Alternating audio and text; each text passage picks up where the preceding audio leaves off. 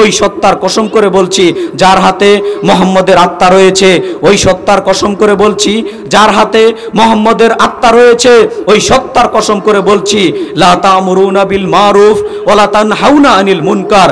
তোমরা পৃথিবীর মানুষ শুনে রাখো, তোমরা সৎ কাজের আদেশ করো, তোমরা অন্যায় কাজের নিষেধ করো। পৃথিবীর মানুষ শোনো, তোমরা সৎ কাজের আদেশ করো, তোমরা অন্যায় কাজের নিষেধ করো।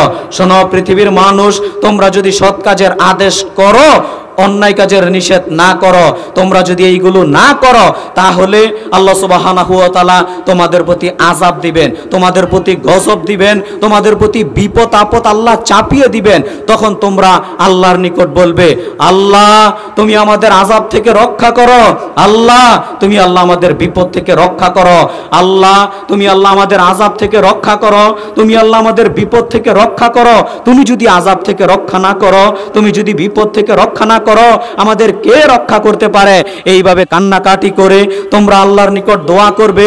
আল্লাহ সুবহানাহু ওয়া তাআলা, আল্লাহর নবী মুহাম্মদ সাল্লাল্লাহু আলাইহি সাল্লাম বলছেন, তখন তোমরা কান্নাকাটি করে দোয়া করবে, তোমাদের দোয়ার আল্লাহ তখন কবুল করবেন না।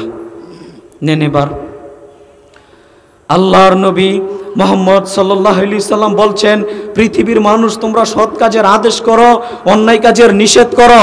তোমরা যদি সৎ কাজের আদেশ না করো, অন্যায় কাজের নিষেধ না করো, তাহলে তোমাদের প্রতি আল্লাহ আযাব পাঠাবেন, তোমাদের প্রতি আল্লাহ গজব পাঠাবেন, তোমাদের প্রতি আল্লাহ আযাব পাঠাবেন, তোমাদের প্রতি দেখবেন নানান সমস্যা, নানান আযাব, নানান বিপদ কিছুদিন পর পরই আল্লাহর পক্ষ থেকে আসবে।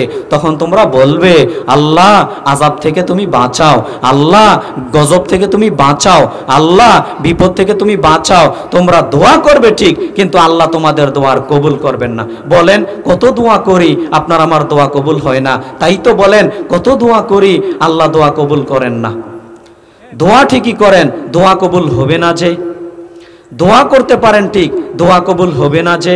আল্লাহর নবী মুহাম্মদ সাল্লাল্লাহু আলাইহি সাল্লাম বলছেন, তোমরা যদি সৎ কাজের আদেশ না করো, অন্যায় কাজ দেখলে বাধা প্রদান না করো, তাহলে তোমরা দোয়া করতে পারো, কিন্তু এই দোয়া আল্লাহর দরবারে কবুল হবে না যে।